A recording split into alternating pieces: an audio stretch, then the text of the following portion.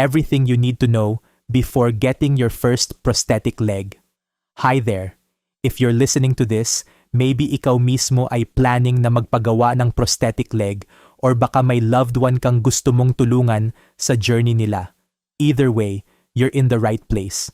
Getting your first prosthetic leg can feel overwhelming, may halong excitement, takot, at sobrang daming tanong. Pero don't worry. In this episode, we'll walk through everything you need to know, a step-by-step guide para maging madali, confident, at ready ka sa prosthetic leg journey mo. Step 1. Unahin muna natin ang iyong mindset. Normal lang nakabahan, normal lang matakot. You've been through a lot, and this next step is about moving forward. Give yourself time to heal physically and emotionally. If may mga support groups or community near you, join them. Makakatulong marinig yung stories ng ibang amputees. You'll realize, hindi ka nag-iisa. Step 2. Medical evaluation.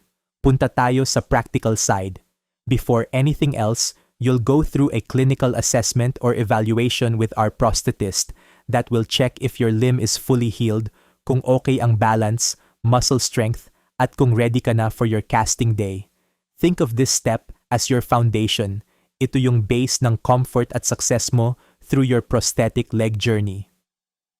Step 3. Understanding your prosthetic leg.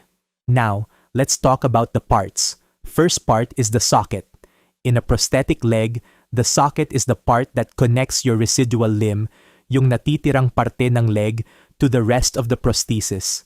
Think of it as the foundation or heart of the prosthetic leg, kasi ito yung nagpapasok ng limb mo sa device and holds everything securely in place. What the socket does, it supports your body weight.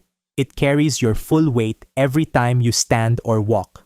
Kaya dapat super fit and comfortable siya. It connects your limb to the prosthetic leg. It's where your limb fits in, like a custom glove made just for you. Distributes pressure evenly para hindi masakit or ma-irritate ang skin mo, especially sa bony areas. Keeps the prosthetic leg stable. A good socket means better balance and smoother walking. A comfortable socket equals a happy prosthetic leg user. Even a high-performance prosthetic leg won't feel right if the socket doesn't fit properly. Second part is pylon, the structure or bone. Then, the knee joint for above-knee users, foot, at syempre, yung suspension system that keeps everything stable. Tip ko lang, don't just choose based on price. Piliin mo yung best fit for your lifestyle. Are you active? Mahilig maglakad? O gusto mo lang simple everyday mobility? Your prosthetist will help you decide. Step 4. Choosing the right prosthetist. Isa sa pinaka-importanting choice mo ay ang prosthetist mo. Find someone with credentials and experience who can explain things clearly and patiently, who listens to your concerns and truly cares about your journey. Ask questions. Meron ba silang on-site fabrication? Paano ang adjustments at follow-up care? Kasama ba ang gait training sa package? These small details can make a big difference in your comfort and confidence. Step 5. The process and timeline. So paano nga ba ang process? Usually ganito ang flow. 1. The healing stage. 2. Measurement or casting. 3. Test socket fitting. 4. Final fitting. And 5. Gait training. Expect adjustments. Normal lang yan. Your prosthesist might need a few tweaks bago maging perfect fit. Step 6. Rehab and gait training. Pag suot mo na yung prosthetic leg mo, here comes the exciting part. Walking again. Kasama mo dito ang prosthetist mo. Tutulungan ka nila with balance, confidence, at tamang paraan ng paglakad. It's not instant, pero every step counts. Celebrate small wins. Step 7. Cost and financing.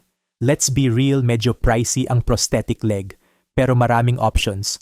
Always ask what's included in the price, like follow-ups, adjustments, or warranty.